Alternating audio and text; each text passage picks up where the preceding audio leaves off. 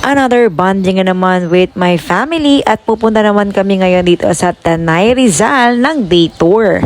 Ang una nga namin pinuntahan ay itong Rainbow 89 na Eco Park Camping and Trekking Site. 8:30 AM nga ay nakarating na kami dito sa Rainbow 89. Sa entrance nga ay kailangan mo maglakad ng 3 minutes para makarating sa kanilang reception. At pagdating mo nga sa reception ay ito na agad ang bubungad sa'yo, ang DIY rates nila. 100 pesos nga ang entrance para sa adult at 80 pesos naman para sa mga senior. At eto, ang mga mapupuntahan nyo.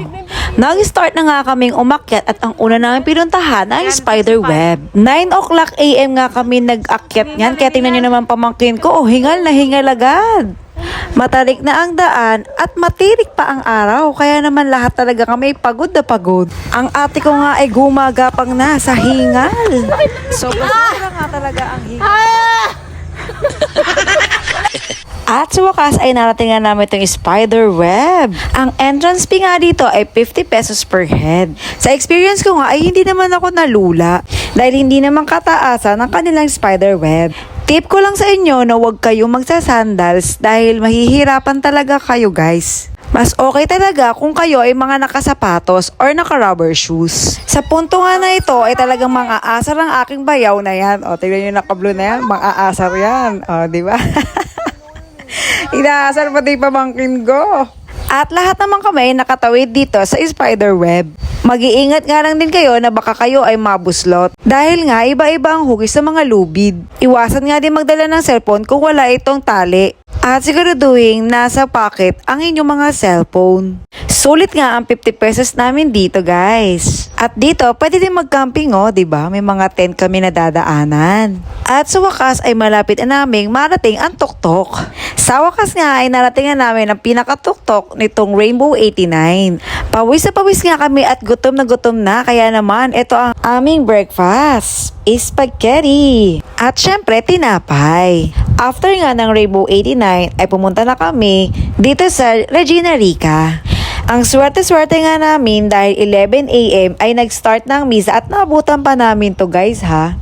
At ang sarap sa pakiramdam, nagsimba dito. Second time ko na nga makapunta dito sa Regina Rica at kasama pa namin ang aming mami noon ng 2017.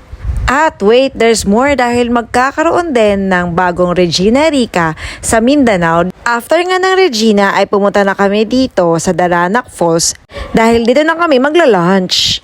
Ito pala ang kanilang entrance fee. At ganito naman ang itsura ng papunta sa Daranac Falls. Expected nyo na maraming tao lalo na kapag summer. At 300 pesos naman ang renta namin sa cottage. Masayang-masaya nga aking mga pamangkin na nakaligo sila sa falls kahit nga maraming tao. At ganito ang tubig. Maganda yan guys ha. Mukha lang siyang malabo pero maganda siya guys. Lalo na kapag nadudun kayo sa mismong falls. Ang sarap-sarap nga ng mga tulog ng mga pamangkin ko. Pero wait, there's more dahil pupunta pa kami sa Antipolo Church. Noong time na pumunta nga kami ay may kinakasal kaya naman nagdasal na lang kami. At bumili na rin kami ng mga groceries at kung ano-ano pa dito sa kanilang souvenir shop. At pinabless na rin namin to guys.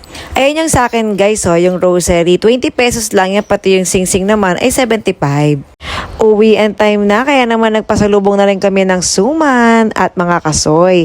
Kaya naman sa susunod na banding namin, kita-kits ulit. Bye!